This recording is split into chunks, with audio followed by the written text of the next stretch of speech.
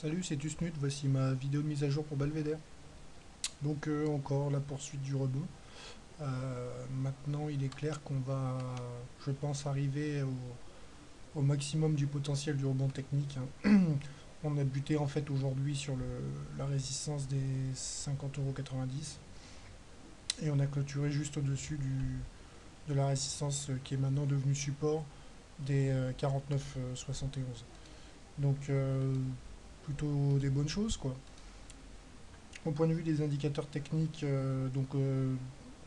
volume un petit peu en baisse, mais bon, on ne peut pas s'attendre à des volumes de 100 000 titres par jour sur Belvédère, comme je vous l'ai déjà dit. Le MACD continue son petit bonhomme de chemin, toujours au-dessus de son signal, mais négatif.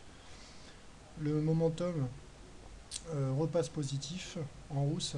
Le stochastique s'approche maintenant de la zone de surachat, au-dessus de son signal, et on a un RSI qui continue aussi sa progression, qui est toujours sur la zone de neutralité.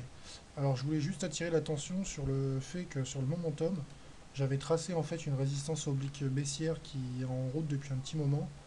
Et en fait, il faudra juste surveiller demain qu'il n'y ait pas un reflux du cours sur le niveau des 7,3, 7,4 à peu près.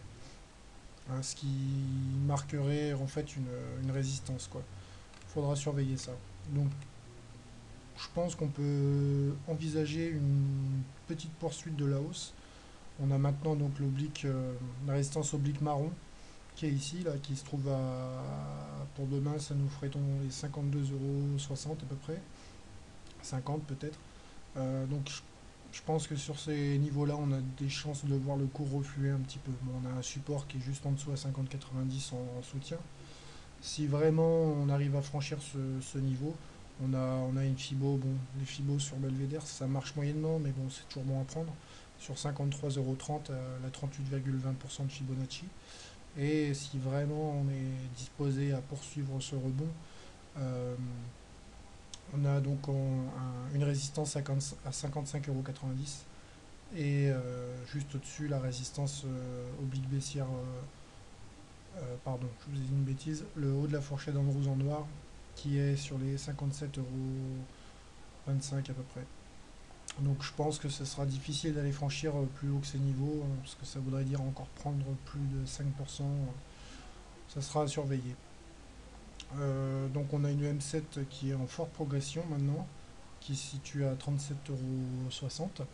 La M20 redresse son signal aussi, elle est maintenant croissante, donc on peut considérer qu'on est sans tendance, hein, puisqu'on a un cours qui est au-dessus d'une M20 haussière, mais avec une M7 en dessous, donc on reste sans tendance.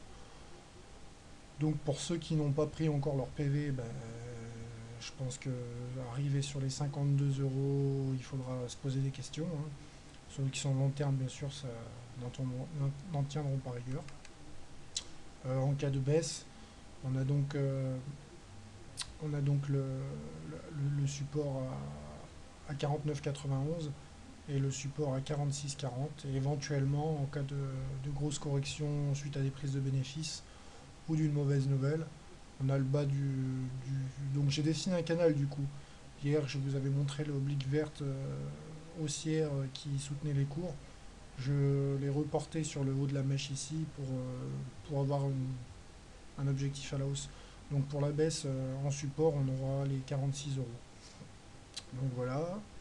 Euh, le SAR toujours positif, bien sûr. On continue de surveiller Wall Street, le CAC 40, les statistiques éco qui tomberont demain. Voilà.